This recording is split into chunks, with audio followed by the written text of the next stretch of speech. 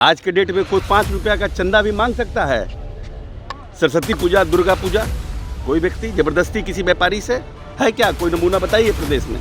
देखिए, उन लोगों का जमाते उलमा और ये सब पंडित मौलाना ये सब के हम लोग फेरा में नहीं रहते हैं। हमारे नेता विकास के काम में रहते हैं, हम विकास करते हैं और ये मेरा और जनता के बीच डायरेक्ट संबंध है। हम बीच में किसी का नेता को जरूरत नहीं है। हम जनता के लिए काम करते हैं, जनता के बीच जाते हैं, जनता से वोट मांगते हैं। मात्र 350-400 करोड़ का बजट था और आज अल्पसंख्यक का बजट कितना है? 700 करोड़।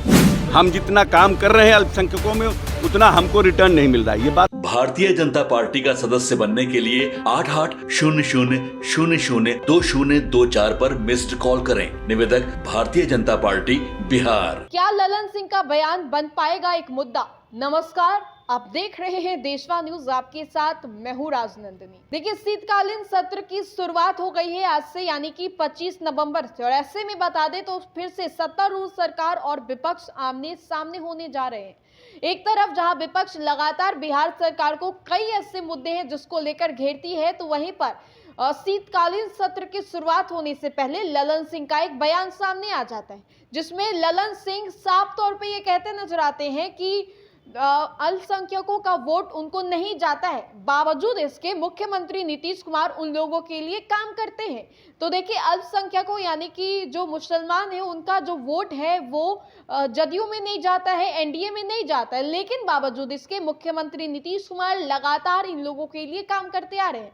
अब ऐसे में शीतकालीन सत्र की शुरुआत हो गई है, तो जितने भी विधायक हैं, जितने भी मंत्री हैं, चाहे एनडीए की ओर से हो या फिर आईएनडीआई गठबंधन की ओर से हो, वो सभी सत्र में शामिल होंगे। और इसी दौरान जब मंत्री, जो ग्रामीण कार्य मंत्री हैं अशोक चौधरी, उनसे जब ये सवाल किया गया तो मंत्री ने इनका ये समर्थन करते हुए दिखाई दे रहे। साथ ही साथ ये भी कह रहे हैं कि ललन सिंह ने क्या गलत कह दिया। ललन सिंह ने जो भी कहा है वो बिल्कुल सही है।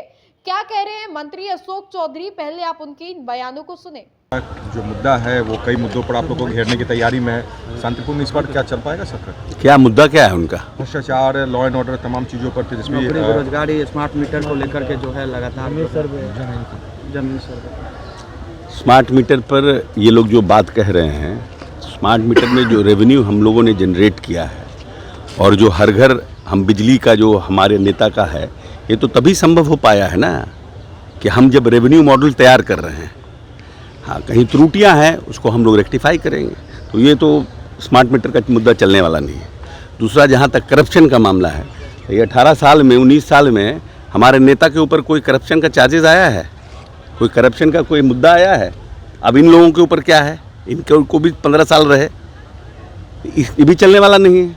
अब अगला बोलिए कौन दूसरा मुद्दा है? तीसरा मुद्दा लॉ एंड ऑर्डर पर बड़ा सवाल। लॉ एंड ऑर्डर की जो स्थिति है, एक भी आज स्कॉर्पियो में राइफल निकलता हुआ देखते हैं? एक भी राइफल है स्कॉर्पियो गाड़ी से निकला हुआ? तो लॉ एंड ऑर्डर भी समझ में आ गया। आज के डेट में कोई 5 रुपया का चंदा भी मांग सकता है। सरस्वती पूजा, दुर्गा पूजा, कोई व्यक्ति जबरदस्ती किसी व्यापारी से है क्या? कोई नमूना बताइए प्रदेश में। एक भी व्यक्ति बताइए कि कोई आदमी हमारे से सरस्वती पूजा का जबरदस्ती चंदा ले लिया हो, FIR किया हो। ऐसे कोई मुद्दा ही नहीं है, क्योंकि विपक्ष में है, इनको कुछ कहना है तो इनकी भूमिका है, कहेंगे अपनी बात। आपके नेता है, केंद्रीय मंत्री हैं ललन सिंह, वो कह रहे हैं कल कि मुसलमान जदयू को वोट नहीं देते हैं। देखिए, इसमें कहीं दो मत नहीं है कि माननीय नेता ने जिस तरह से अल्पसंख्यकों के बजट को, अल्पसंख्यक का बजट कितना था? 22,000 करोड़ में मात्र 350-400 करोड़ का बजट था और आज अल्पसंख्यक का बजट कितना है? 700 करोड़। तो निश्चित रूप से अल्पसंख्यकों के ऊपर काम हुआ है। हिंदुस्तान में बिहार अकेला राज्य है जहां अल्पसंख्यकों के बच्चों को BPSC और IAS की कोचिंग देने का काम हज भवन में नेता ने शुरुआत की। तो उनकी सोच तो है कि हमारे यहाँ जो बच्चे अल्पसंख्यक समाज के BPSC IAS कम्पीट नहीं कर पा रहे हैं, उनको हम प्रोत्साहित करें। इस प्रदेश में पे कमीशन मदरसों में माननीय नेता ने लागू किया। काम तो बहुत किया, लेकिन जितना काम किया, ललन हमारे राष्ट्रीय अध्यक्ष और केंद्रीय मंत्री का कहना था कि जितना काम नीतीश जी ने कहा है उस हिसाब से हमें वोट नहीं मिल पाता है।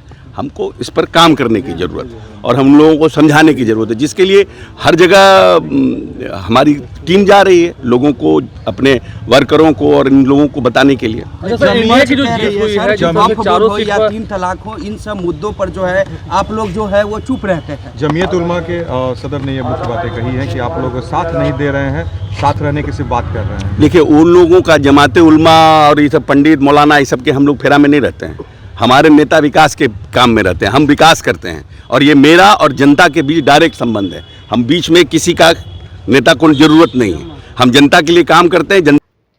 तो देखिए, एक और जहां ललन सिंह का बयान सामने आता है, तो वहीं पर शीतकालीन सत्र शुरू होने से पहले ही जितने भी एनडीए के घटक दल है या फिर जो भी वहां पे मंत्री मौजूद थे, सभी से ये सवाल किया जा रहा है। ऐसे में अशोक चौधरी ने ललन सिंह के इस बयान का समर्थन भी किया है और साथ ही साथ ये भी बोला है कि ललन सिंह ने गलत नहीं कहा है।